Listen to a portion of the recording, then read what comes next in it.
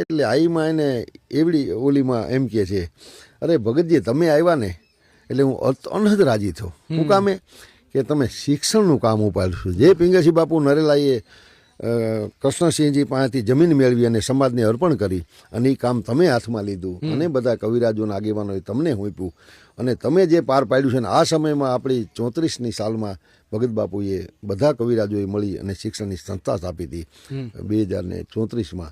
તો એ 34ની સાલમાં જે શિક્ષણનું બીજ રોપ્યું એટલે આઈમાં એટલા બધા રાજી થયા કે અને હું કીધું નહીં ભાવનગર આવું વિચારતી હતી, કારણ કે આવા બધા જે છે એ ખરેખર ક્યારે જવું કેમ જવું એ સમયની રાહ જોતા હોય.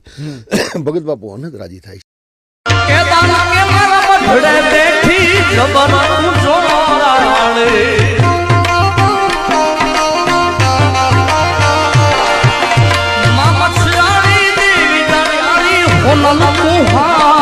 ધણી